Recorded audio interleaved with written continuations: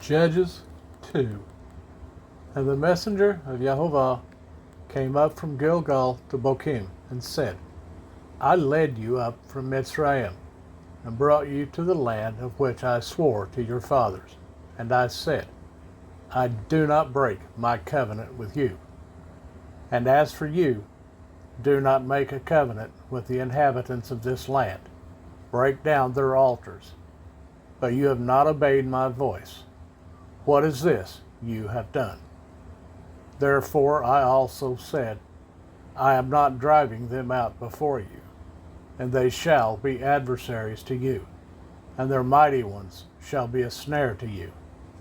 And it came to be, when the messenger of Jehovah spoke these words to all the children of Israel, that the people lifted up their voice and wept.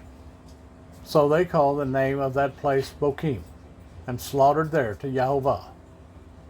Then Yehoshua dismissed the people, and the children of Israel went each to his own inheritance to possess the land. And the people served Jehovah all the days of Yehoshua, and all the days of the elders who outlived Yehoshua, who had seen all the great works of Jehovah, which he had done for Israel. And Yehoshua, son of Nun, the servant of Jehovah, died 110 years old.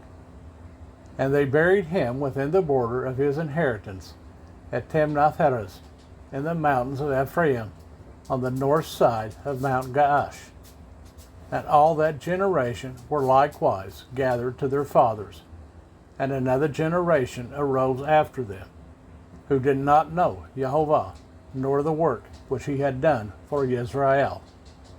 Then the children of Israel did evil in the eyes of Jehovah, and served the Baals, and forsook Jehovah Elohim of their fathers, who had brought them out of the land of Mitzrayim, and went after other mighty ones, of the mighty ones of the people who were all around them.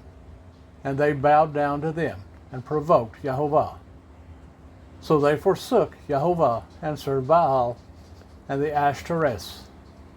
And the displeasure of Jehovah burned against Israel. Therefore he gave them into the hands of plunderers, who despoiled them. And he sold them into the hands of their enemies all around. And they were unable to stand before their enemies any longer.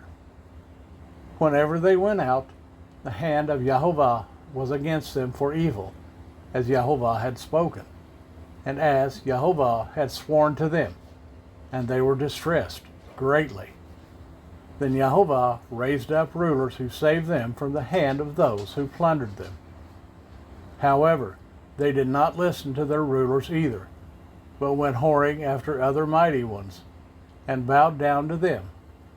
They soon turned aside from the way in which their fathers walked, in obeying the commands of Jehovah. They did not do so. And when Jehovah raised up rulers for them, Jehovah was with the ruler and saved them from the hand of their enemies all the days of the ruler. For Jehovah had compassion on their groaning, because of those who oppressed them and crushed them. And it came to be, when the ruler was dead, that they would turn back and do more corruptly than their fathers, to go after other mighty ones, to serve them and bow down to them. They did not refrain from their practices and from their stubborn way.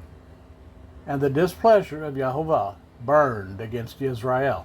And he said, Because this nation has transgressed my covenant that I commanded their fathers, and has not obeyed my voice, I also shall no longer drive out before them any of the nations which Yehoshua left when he died, in order to try Israel by them, whether they would guard the way of Jehovah, to walk in them as their fathers guarded them or not. So Jehovah left those nations without driving them out at once, and did not give them into the hand of Yehoshua.